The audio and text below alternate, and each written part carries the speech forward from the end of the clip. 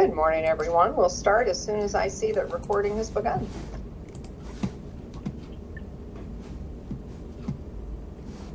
Okay, there's the magic notification. So good morning, everyone. This is Commissioner Scar. Today is Tuesday, January 31st, 2023, and we'll call this meeting to order at 8 a.m. Before we get started, I'd like to remind everyone to mute their phone.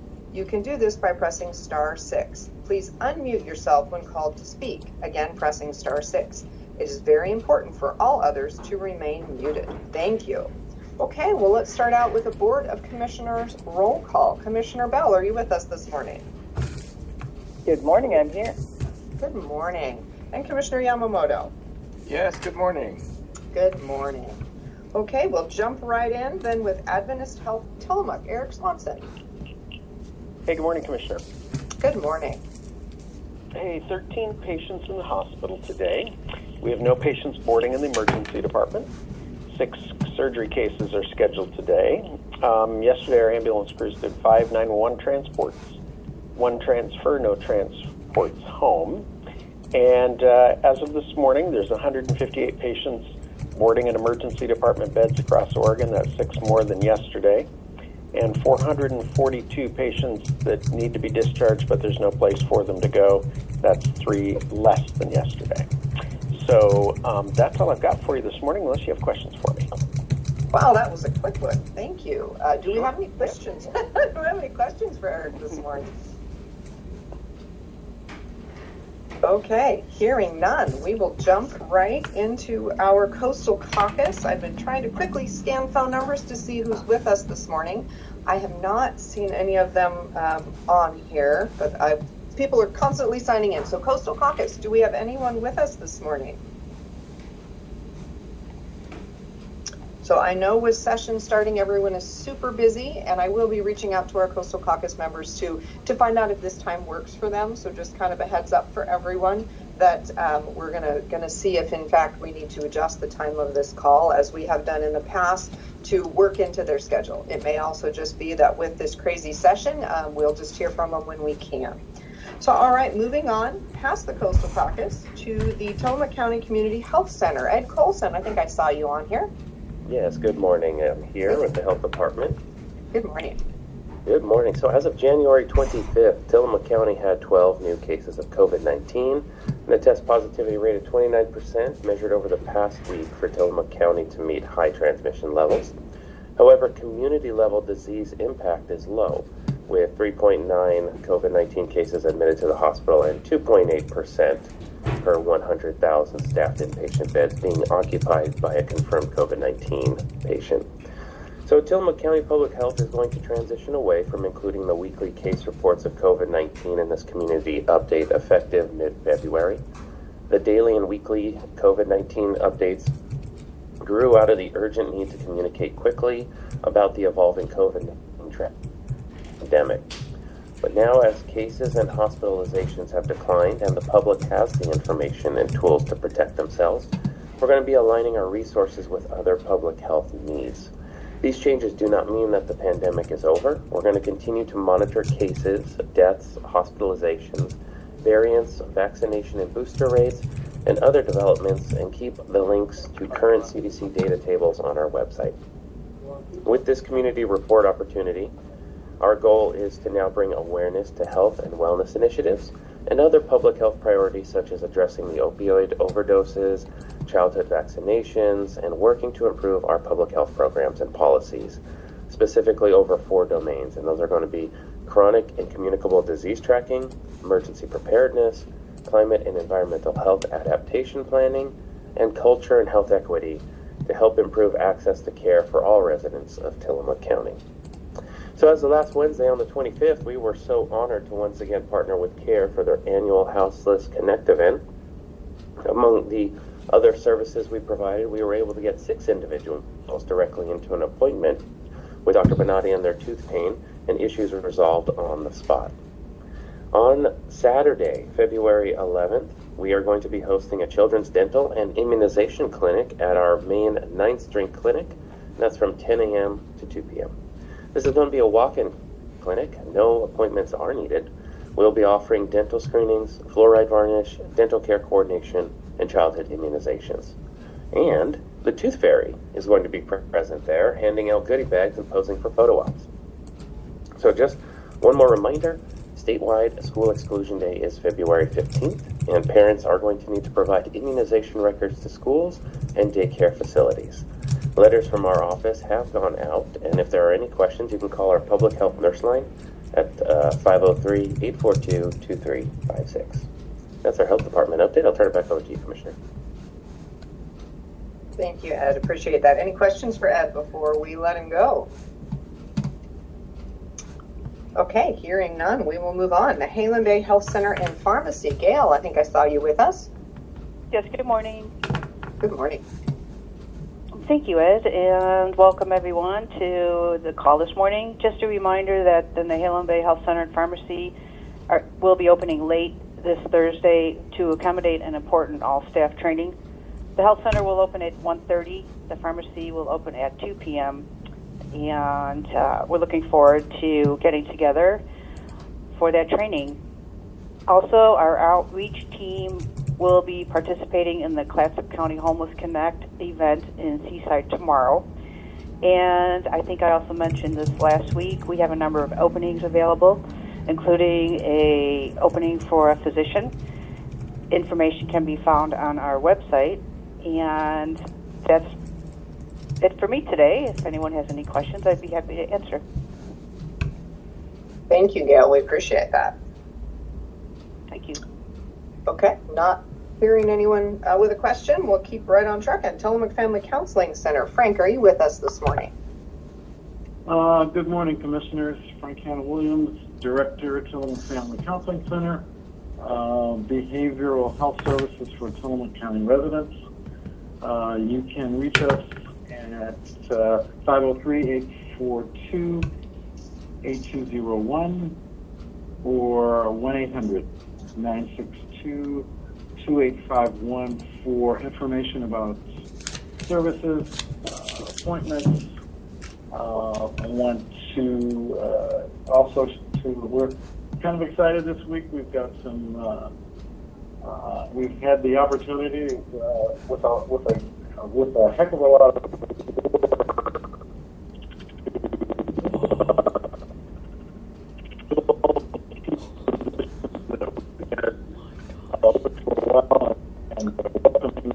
So, Frank, your connection, is anybody else hearing the same thing? Your connection sounds really bad all of a sudden. let me just. You're back. That's better. Is this a little better? Okay, That is very better. good. I'm sorry. Thank you. That's good. You were talking, you said you had something with a lot of work and then you got kind of wobbly. Okay, all right. Let's try this. What I wanted to say was that we are going to be, after a lot of work, going to be adding some staff to our crisis response team, and that's going to be on Thursday. It's taken a little while to fill those positions, so we're looking forward to having some staff added to the team and a little bit less work for the other for their co-workers. So that has we're feeling pretty good about that. And as I said, if you have any questions or concerns about services and information, 503-842-8201 or 1-800-962-2851. And I'll take any calls if any questions, if anyone has any. Thank you, Frank. Does anyone have any questions for Frank this morning? Madam Chair, if I may. Yes, please. Thank you, Frank. I appreciate very much expanding your staff. This sounds like great news to me. Appreciate it. Can I ask exactly what the staff would be charged with doing? They would be working with these two particular staff that I'm thinking of. They would be working as a part of our crisis emergency response in the community, working collaboratively around issues related to persons who may present as with some significant behavioral health concerns and who may be at risk for a hospitalization and some other kinds of services that we have in the community. So. Well, Frank, I just have to say that is terrific. Appreciate very much you really putting this together. I can imagine you did a lot of work on trying to put this together. I hope it does come to fruition. It's going to be a huge help to this community. So again, thank you. Thank you, Commissioner. Wonderful, thank you. Yes, the expansion of crisis services is so crucial. I think we all know that when we see someone on the street or in a public place that's having some form of a crisis, it just tears at our hearts. And so to know that there is adequate staffing to be able to make that call and have someone respond is just fabulous. And I know that this has been a very difficult position to fill. It takes just the right kind of person to be a crisis response counselor. And so the level of professionalism that's required and just that work is tough. So this is exciting, and thank you, Frank. Thank you. Okay, so moving on to the Sheriff's Office. Do we have Sheriff Josh Brown or Under Sheriff Matt Kelly with us today? This is Sheriff Brown. I am here today. Oh, good morning, Sheriff. Good to hear from you.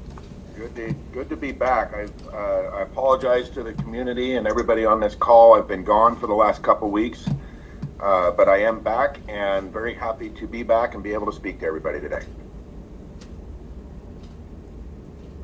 So I think one of the last times I was on here, I gave a fairly lengthy update on Measure 114. Just briefly, I'll say that there hasn't really been any further updates to Measure 114. I know that's weighing heavy on a lot of people's minds. It's just continuing to work its way through the court process to determine the constitutionality of it, which of course, the Constitution itself dictates that the court systems are the mechanism to determine constitutionality of any particular subject matter. So right now that continues to go through that court process, and I'm trying to monitor that as much or as closely as I can, and obviously we'll give updates when I'm able to. So there's nothing terribly new on that front. The other thing is we posted a save the date on our social media page, and if you haven't seen that, I was going to briefly talk about it. We will have more information coming out. Our office is going to host a 2-day hiring event, a job fair of sorts. We're going to have, I believe it's February 16th and 17th. On the 16th at the fairgrounds, we're going to offer the post test, which is a high school equivalency written test. And following that post test, we're going to offer the ORPAT, which is a physical aptitude test. And that both of those things are required as part of the application process to be able to get through. And the 17th, we will be scheduling interviews for those that have passed both of those tests. So keep an eye on our social media page or watch for press releases from us where we will give more information, time frames, where to show up, different things that you need to do. It's worth noting that if you are or if you know somebody that is already a police officer, a certified, or has gone through the academy, and they're considering a change, and they may be looking at Tillamook County, that is considered a lateral officer, and lateral officers do not need to complete the post test or the ORPAT. That's something that you get a bypass because you are already a certified officer or in the process of being certified. So if, like I said, you are in a neighboring community or coming from somewhere else and you want to relocate and you're looking at our office, laterals do not need to be a part of those tests. They can just apply, which is good, and plus laterals obviously have some level of experience, and so they become valuable assets to offices like ours. And I would just encourage you to follow our Facebook page or Instagram and watch for any press releases or notifications about that with more information. Of course, if you have any questions, you can contact our office or reach out to our HR department. We have somebody within that office that works directly with us to help with recruiting. We would be able to answer questions or at least point you in the right direction if you do have questions. So we're excited and very hopeful we can get a good pool of qualified and interested candidates to be able to maybe bolster our ranks a little bit. So That's all I have for today, and I can answer any questions if need be. Thank you, Sheriff. Appreciate that. Any questions for the Sheriff? Sheriff, I know you've been gone, so I will stick this on your radar real quick. I think you probably are aware of the emergency order that the governor signed declaring an emergency around homelessness, and I know that your team has been doing a lot of work visiting camps, etc. And we are hopeful that with the right data, we can get Tillamook County included in that emergency order, which would then help provide some resources to the response to those camps, including the cleanup and other things that I know have been shouldered by your department. So I look forward to just kind of connecting with you related to the work you've been doing in quantifying that to get it in our emergency order request. So just to take this opportunity while I have your ear, but we'll be in touch, either Randy Thorpe or myself. Well, and actually, Randy did reach out yesterday, and I did respond to him. So hopefully we can get some of that stuff squared away and try to quantify some numbers and see what we can do. So it's Wonderful. A step in the right direction. Yes, thank you. I appreciate that. And I think for the community to understand that we are having an emergency here around homelessness as well. And our challenge at this time from the governor's office is to quantify it, is to prove it, which is unfortunate that we in our small rural communities who have the least ability and capacity to do this kind of additional work are being asked to do this additional work, but we'll rise to the challenge because we really want access to those resources so we can respond appropriately. All right, thank you so much, Sheriff. Appreciate it. Happy to have you back. Thank you. We will move on to emergency management. Randy Thorpe, are you with us this morning?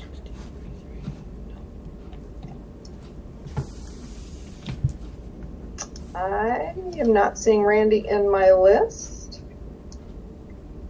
and not hearing him on mute, so we'll keep moving. Board of Commissioners. Commissioner Bell, would you like to kick us off? Good morning. I'd be happy to. Thank you. Wonderful.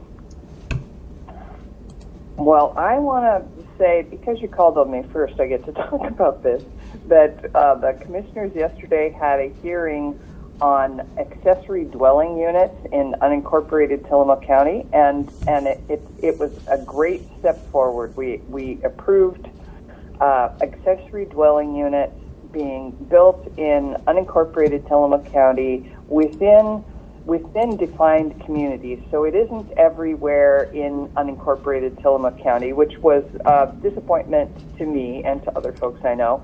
But the state is working on that the ability to build ADUs everywhere in rural residential Tillamook County and other counties in the state got halted in the process with the state considering wildfire zones, and so that process is stuck with the state. However, there's legislation in this session to open that back up. But what we were able to do yesterday, the win and the move forward, was to approve accessory dwelling units in organized community boundaries. So, for example, in Netarts, in the community of Netarts, within the community boundary, we approved ADUs. And so people can check in with community development about that possibility. But what it means is that if everything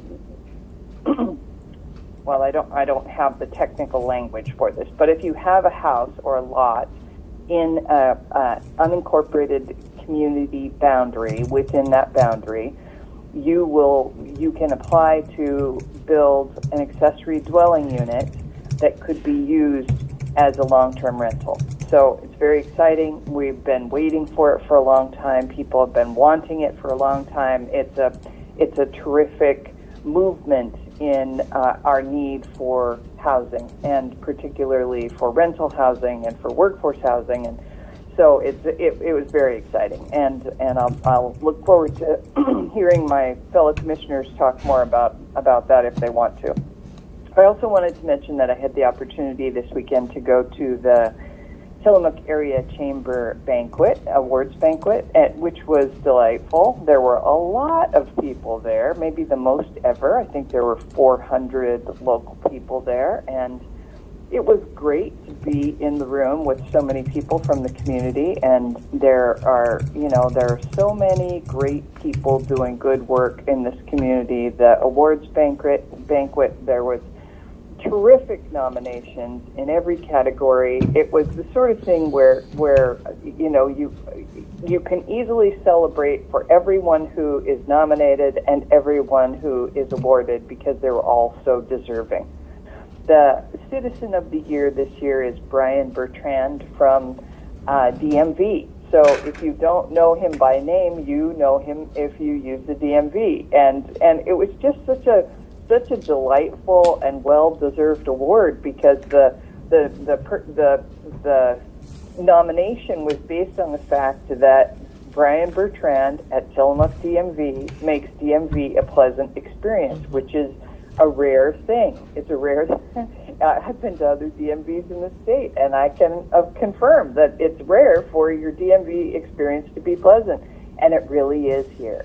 And so everybody knows him, and everybody's grateful for him, and it's one of the things that contributes to our quality of life that you just don't think about very often unless you need to go to the DMV. So congratulations to Brian Bertrand. I thought that was wonderful. Terry Phillips won the development project for the Koch's Drugstore building. That's one of the historic buildings in downtown Tillamook that Terry Phillips and his crew renovated, and it's an outstanding renovation project, and so I am super grateful to Terry Phillips, as are a lot of other people, and that project was it's just wonderful. It's great. It's great to see our downtown historic Tillamook really coming back to life, and people putting time and money and investing in bringing it back to life. And it's really substantially changed from 5 years ago and dramatically changed from 10 years ago, and I think it's just going to continue to get better and better. The Garibaldi Portside Bistro did the catering for the event, and the food was great. TP Freight Lines won Business of the Year, and that was great. It was great to hear from them, and their business impacts a lot of people in the community. So that was wonderful. Jandy Oyster Company and at Hidden Acres won the Small Business Prize, and their project is really exciting.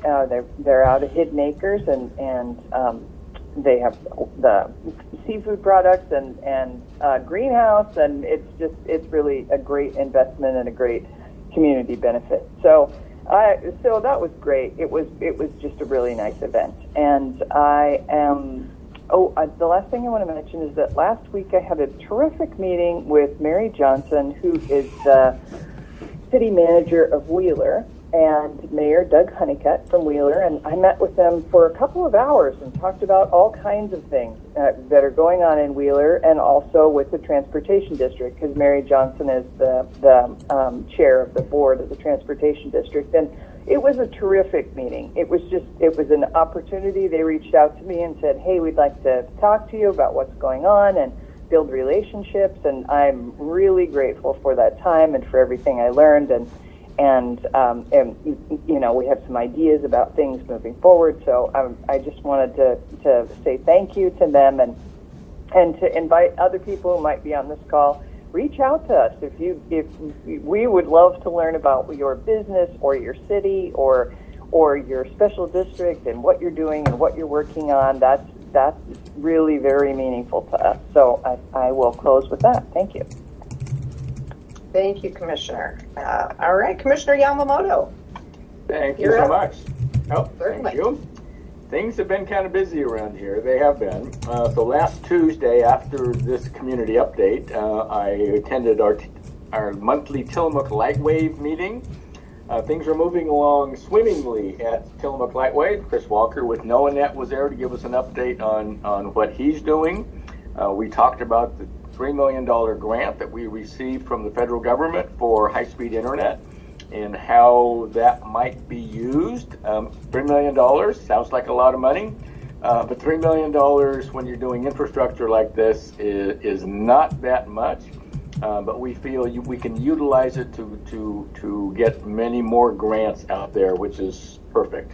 I do want to bring everyone up to speed. All this construction going on Highway 101 south of Tillamook that is being performed by, oh God, I just lost my train of thought there. Astound Broadband, bringing a fiber cable up. Things are moving swimmingly. People keep calling me and telling me, well, Dave, we don't see much happening. You've been talking about broadband for a long time. We don't see much happening. Well, there is a lot happening. That Amazon cable hasn't even hit Tillamook County yet, but we're moving along on the construction inland. And again, Amazon is allowing us off-ramps so that we can hook up underserved and unserved communities along the path. But even more important, we all know what a problem Highway 6 is as far as safety goes. A lot of accidents up there and 35 miles of Highway 6 where you have no cell service. We currently have in the works, and this is absolutely amazing, Astound has really been working hard with Amazon.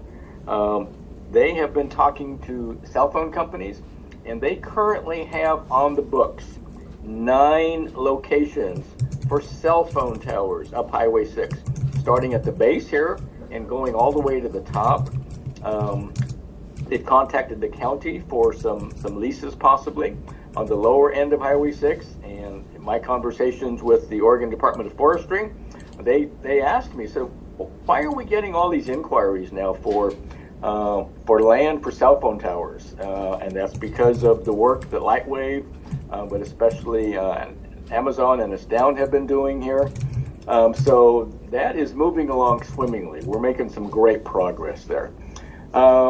We had a catch-up call last Thursday with our attorney in the BIOP. I know I've been talking a lot about the NOAA Fisheries FEMA BIOP. We actually did get a pause put in the appropriations bill in December, and that was terrific. Congressman DeFazio did a great job with the support of all of the rest of the Oregon federal delegation, which was terrific. It is unfortunate on the very last day it got pulled by the committee, which was very unfortunate. We think we have some other paths forward, continuing to move with the No Fisheries FEMA BIOP. Again, could be devastating to Tillamook County, something that we don't want to happen. So we continue to work on that. Last Friday, I attended an OPAC meeting, Ocean Policy Advisory Council. It is unfortunate that we do have some new rocky shores habitats that have been recommended, 6 of them. And one of them is actually the Cape Lookout area as a marine conservation area. So it's OPAC is definitely changing. OPAC, Ocean Policy Advisory Council, you know, this is all about the coastal counties, and who knows best what should be happening in the coastal counties than the local communities. If you look at the makeup of OPAC today, we have so many people that have been assigned to OPAC who come from the valley. And that's one of the arguments that we have, but we don't get to choose who the governor and the legislature appoint. So it's becoming more and more difficult for us to make everyone understand the needs of the coastal communities. But that's something that we continue to work on, and we will not be giving up. So, excuse me. So yesterday, I'm chair of the Council of Forest Trust Land Counties in Oregon, and I had to call a special meeting yesterday afternoon of the Council of Forest Trust Land Counties. We discussed 3 bills. So we have the AOC monthly meeting coming up on the 6th, Monday, but the Natural Resources Steering Committee is meeting on Friday the 3rd. And so the Council of Forest Trust Land Counties, we are a subdivision of AOC. So we make our own recommendations to the Natural Resource Steering Committee. And once they go through the Natural Resource Steering Committee, then it goes to the Legislative Committee for either approval or not approval. So we looked at 3 different bills, none of them really that important. However, we have SB 90, which is a very interesting bill. It's a state forest management task force. And this is actually being brought on board by Senator Dembro, which is very interesting. And up to this point, we have had no conversation. The Council of Forest Trust Land Counties, if they're talking about state forest lands and how to manage them going into the future, we are going to demand that we are fully represented on this task force. So that's one of the things that we discussed, and we think we have a way forward. They keep talking about decoupling, and we have a current IP that's coming up. And there's so much going on in state forest lands currently, and we just don't know where it's going to go. An IP is an implementation plan. That's normally a 2-year implementation plan. The proposed implementation plan is going to be released at a workshop this Thursday, the 2nd. And after that workshop, then roughly a 30-day public comment period will start on the 3rd, going through March 6th. This implementation plan basically puts together and says how much they're going to be harvesting over the next 2-year period. We started this in 2018 with the HCP business case analysis, where they were predicting roughly 250 million board feet of annual production. It was soon found, and we were told, and that business case analysis was used to convince the Board of Forestry in 2018 to give the department a thumbs up on continuing to work on the habitat conservation plan. It was soon found after that vote by the Board of Forestry to continue work on the HCP that, well, the business case analysis really wasn't what it should have been, and they had to redo it. In the current HCP, you will see that they promised the trust counties roughly 225 million board feet on an annual basis, on average, over the 70-year period of this HCP. Down from where we were originally told, bad but not horrible. Now, we were given a heads up on this IP that's coming out on Thursday, and the harvest numbers are from 165 to 182 million board feet on average. That's 172 million board feet roughly.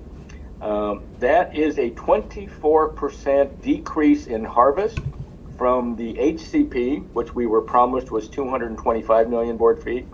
It's a 31% decrease in harvest from what the business case analysis laid out.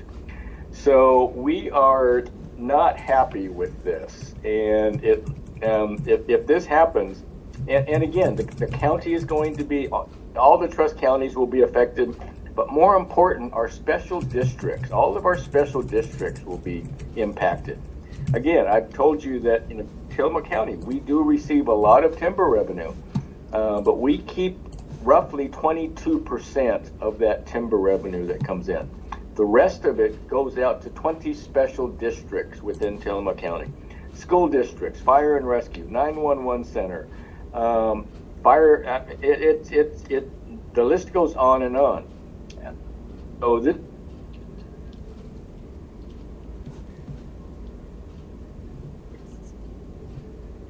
this implementation plan through it at these horrid levels of harvest off of the Tillamook State Forest, off the Clackamas State Forest, off of all timberlands, state timberlands in Oregon. So we are going to be fighting this.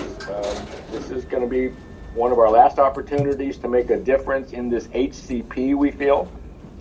So we are doing a call to arms, and we're going to stack people lined up at the next Board of Forestry meeting, which is going to occur on March 8th, Wednesday. We hope to have an agenda item where we want the Board of Forestry to give another vote, a thumbs up or a thumbs down on the current iteration of the HCP as it currently stands. So there's just so much going on right now, but we have to remain hopeful. We continue to fight on all fronts, and with that, Madam Chair, I'll turn it back over to you. Thank you for the time. Thank you, Commissioner. Just a quick follow-up to what Commissioner Yamamoto was talking about related to the timber, and I think that when we talk about board feet, that never means anything to me. But if we take a look at that and say if we're going to lose 25% of our timber revenue from just Tillamook County's general fund, this doesn't include the rest of our special districts, that's about $1 million out of the budget for the county, which is about 8% of our general fund. So we don't have an excess of 8% just hanging around, that we will be able to continue to provide the services we do. We will find ourselves in a position of having to really evaluate where we are. And I would suggest that for our special districts, that 8% is our number, but I'm going to suggest that there's something akin to that across all of those as well. So just, difficult conversations, and there's tension around certainly in the community as well. Some folks feel like timber harvest shouldn't be so much of our support, but I do remind folks that the only mechanisms that the county has for generating revenue are our property taxes, which are capped by state initiatives that were passed by the voters in the 90s. We can only grow at 3% per year. And the timber revenue, as then any fees that we charge or any bonds or levies that we put out that you as voters pass. So our ability to generate revenue in ways other than the timber harvest revenue are very limited, and the majority of those will come out of voters' pockets. So this is a very, very difficult issue for our county. We seem to have very little influence at the state level, and it puts us in some financial jeopardy as a county that we all need to be aware of. So just to kind of put some numbers around what Commissioner Yamamoto was talking about. Okay, I will jump back to the ADU hearing that Commissioner Bell brought up. It was, again, very exciting. It's something that the Housing Commission has been working on for the last couple of years. It's something that actually started as a conversation 13 years ago in our unincorporated communities. At that time, it was resoundingly unpopular and was tabled. So I'm pleased to say that 13 years later, it was resoundingly supported, and we did not have anyone in the room speaking against it. It had been vetted through our citizen advisory committees in each of the unincorporated communities. It had been vetted through the Planning Commission before it came to the commissioners. So there was broad conversation in the community, and everyone said, yeah, we can see now that this is an opportunity that we want to take. We're not making any more land in Tillamook County. What is available for development is what we have. And if we are going to make an impact on our housing crisis and provide housing for our workforce, it will require us to find creative ways to add some density into the land we already have that's available for development.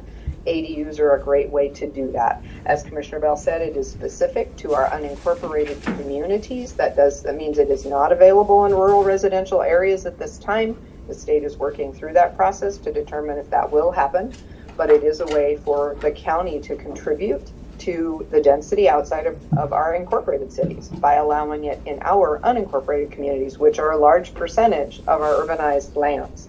So if you have any questions, as Commissioner Bell said, please reach out to Sarah Absher, to our Community Development Department. They can tell you more about that. The ordinance itself, if you would like to take a look, you can go back to the county's calendar on the front page of our website, and you can click on the hearing link from yesterday morning at 9 a.m. and you can find the materials, I believe, attached at that page. If not, you can find them on the community development page under that link as well. So please feel free to take a look. It is a very minimal ordinance, if you will. It really just indicates that they are allowed. It indicates what the setbacks are, and it falls back to many of the other requirements that are already in the zone in which they would be placed. So the intent was to make it easy, but to make it also palatable to the community by ensuring that it really fit with what was already there for zoning. So I will stop with that one, other than to say it's a very exciting opportunity. I I also had the opportunity to pop in yesterday and spend some time in Wheeler and enjoyed very much learning about Wheeler and what they were up to, and echo Commissioner Bell's sentiments that if you feel like your commissioners don't understand what you're doing and need to know, reach out to us. That is how we will get to know. I think COVID really sort of changed the, I don't know whether it's the culture in our communities around gathering, and I think that we just don't have as many places and spaces where that's happening for us to plug into. So we invite you to invite us to plug in. I had the opportunity to do that with the Tillamook County Democrats this last week, and I was there for about a half an hour of their meeting just taking questions. Just what did they want to know and answering that. So I am more than happy to come to any meeting that you may be holding in the community and do a Q&A. Or if you tell me what you want me to talk about related to the county, I will come prepared to talk about that particular topic. But we do want to engage with you. We want to hear from you. We want to know what's important, and we want to share with you what the county is up to. So please don't hesitate to reach out to us to engage with us. I had an opportunity to go downtown and look at the apartments above the dance studio right next to the movie theater there. There are 4 apartments that are under construction. It is one of the projects that was funded by the Housing Commission. That grant agreement will be on our agenda tomorrow for final approval, but it was great to get to go upstairs above the dance studio with Lisa Greiner and take a look at what they were building. And there are going to be 4 units of housing. That there's 1-bedroom and 2-bedroom units upstairs. They are pretty spacious. I was really surprised. I wasn't sure what it would look like, but I think they're going to be fabulous. And this is a great way to continue to build out downtown. Commissioner Bell talked about the historic downtown Tillamook, talked about Terry Phillips' project. He has a number of them downtown where he's really helping to redo some storefronts, which is exciting, and having some housing downtown as well for, in this case, it will likely be young professionals that are living downtown. She is looking to target a rental range that's in that 80 to 120% of area median income, which is really the professional sort of level of worker in Tillamook County, and it's exciting. So that was fun to check those out in their early stages. Hopefully within a year those will be completed and ready for rental. I also had the opportunity to attend a community conversation on safety this last week.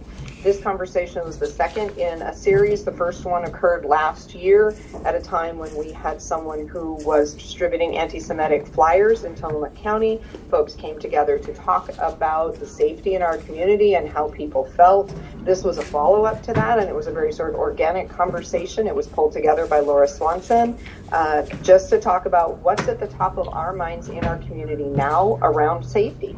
A couple of things really rose to the top. One of them was emergency preparedness. It's on a lot of minds, as well it should be. And there will be further conversations coming where I'm sure we will come back and revisit the emergency preparedness conversation, as well as we talked a bit about policing in the city of Tillamook. And I don't want to jump on Nathan's conversation or say anything out of turn, but they are doing some neighborhood watch, and they will be expanding that piece of the program. So, there are a number of things that are on people's minds, and I'm pleased to share that there are a number of things that are happening somewhat in solution to that. So there will be another conversation coming up, I believe, in April. We'll do our best to make sure we talk about it on this call. We let people know when it's happening, because one of the things that was really talked about in the room was that we have lots of agency people in the room talking about safety. Now, our agency people are, of course, also community members because they live in our community, but we really didn't have representation of the general public coming to talk to us and tell us how they're feeling about their own safety in our communities and what things we need to be aware of. So I will make sure that we get that information out. Hopefully we will see more of you participating in the next conversation.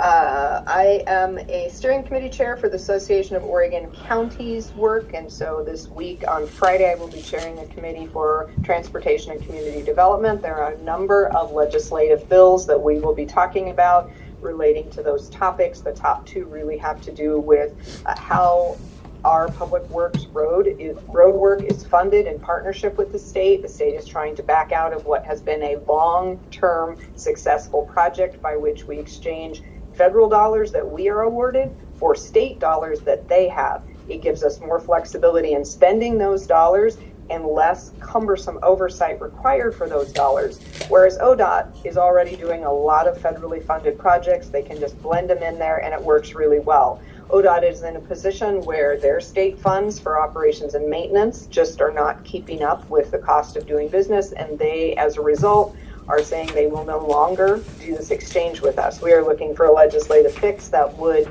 require the legislature to provide them the flexibility in their budget to use any of their state funding to match that for us. So we're pushing hard on that one. I will be testifying on that bill actually this evening in the first committee where it's getting a hearing. So it's a great opportunity as your commissioners are all involved in looking at what is the legislature up to and how do we protect the resources in Tillamook County. The last thing I will talk about quickly is that all of your commissioners will be heading to the National Association of Counties Conference, and that will be from February 10th through the 14th. And as a result, we will not have a radio program on the morning of the 14th because we will all be across the country in another time zone, and we'll be visiting, in fact, with our federal delegations at that time. So just a heads up that February 14th, we will not be having our traditional typical radio call. Okay, with that, I'm going to go ahead and move us on to the cities. So, Layla, are you with us this morning from Manzanita? I did not see her phone number, but I always like to give a shout. Oh, there she is. Yay. Good morning, Layla. Yes, we can. Good morning. Thank you. Hi. Just a quick update from Manzanita. Today is our first Destination Management Plan workshop.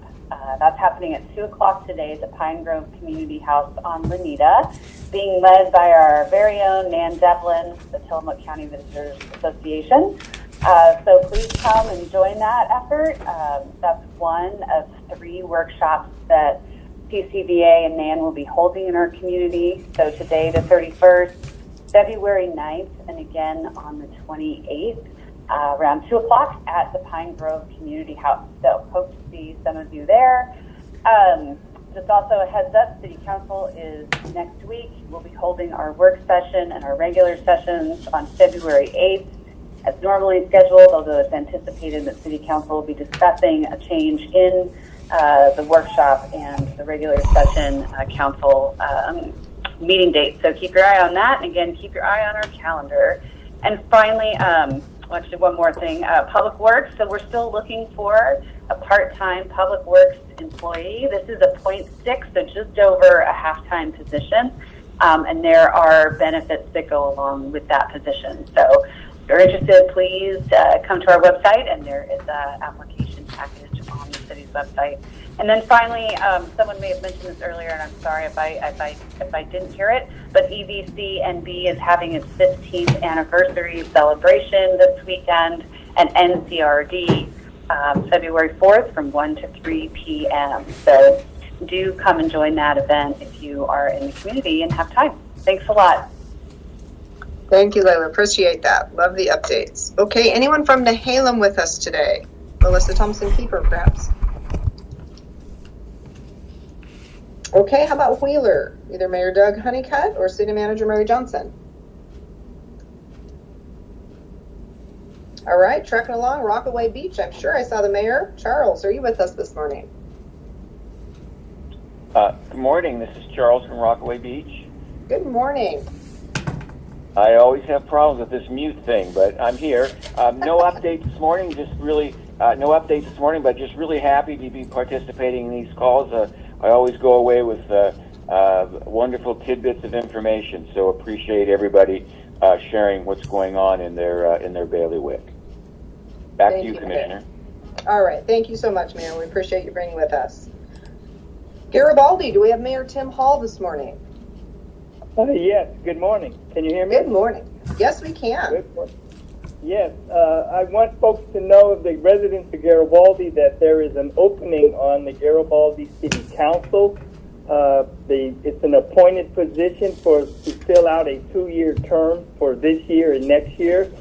If you are interested, put a letter of interest to the council and submit it at City Hall. and please do so before February 15th. That's all that I have today.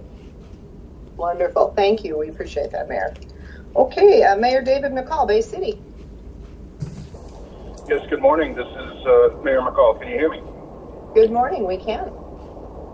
Yes, so I would like to kind of ditto what Mayor Hall said and say we also in Bay City have a vacancy on the council, and we are accepting applications to fill that. Hopefully, the Bay City resident will submit an application to be on that by the end of this week, I think is our deadline. And also would like to report I was pleased to be able to go to Salem last week for the League of Oregon Cities Cities Day with our city manager Leanne Welch, and meet with both of our representative and our state senator, as well as several other members of the House who we were able to meet up with either in their offices or just in the hallway, and saw a lot of good people there advocating for good things, and looking forward to seeing how this session goes ahead. Thank you. Wonderful. Thank you, Mayor. Okay, Tillamook City Manager Nathan George. Good morning, Commissioner. Can you hear me? Good morning. We can. Wonderful. Thank you. Yes, I have several updates. In the police department, the city opened our recruitment for an additional police officer this week in anticipation of the upcoming retirement of Officer Hanratty.